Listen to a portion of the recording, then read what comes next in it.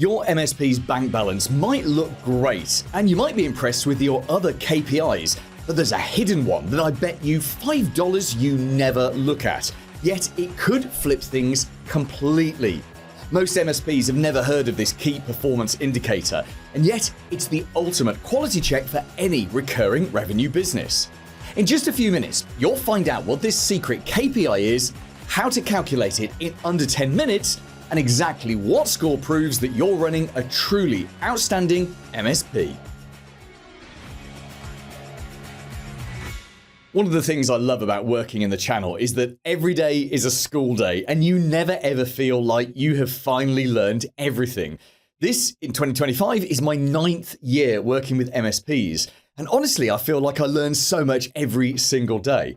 And as someone who has a passion and a need, in fact, for constant learning, I do find this exciting and not at all tiring. In fact, just a few months back, I was chatting to an MSP and we were talking about how much progress their business has made over the last couple of years. It's been actually astonishing. And then he said to me how delighted he was with the performance of his NRR. And that's N as in N for November, not MRR, which is M for mother. And of course, we know what MRR is. It's monthly recurring revenue. So what is NRR?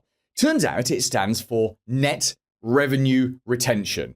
Hang on, if we had the word recurring in there, it should be NRRR. Anyway, it means which clients that we had last year are still here this year.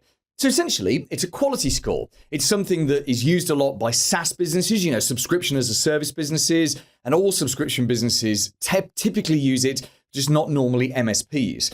But if you're looking for more ways to measure how good a job you're doing, this could be it. So let me tell you how you'd measure this and what good performance looks like. This will be a great time of year to measure it because you could kind of look back to the end of, 2023 or the beginning of 2024 and look at the clients you had then and ask how many of those clients do we still have today? What was the value of their monthly recurring revenue a year ago and has that grown today? That MSP that I was speaking to has an NRR of 105%, which means that he's kept all of his clients over the year, which is not unusual for an MSP, but it's still nice to measure and know for a fact. And it means that he's also grown their monthly recurring revenue. Got the same clients, they're spending more. And I would say for an MSP that anything under a score of 100% needs some investigating, because you do expect to hang on to all of your clients year to year, don't you? And you should definitely be growing their MRR. And you can do this by increasing prices or selling them extra services. If you do lose a client during the year, it should only really be for natural reasons, such as they've gone out of business, or better still, they've been acquired. And you may have the odd year where you lose a client for bad reasons. Maybe they've fallen out with you or they've moved over to another MSP. But those should be exceptions rather than the norm. And the net recurring revenue retention score allows you to measure that.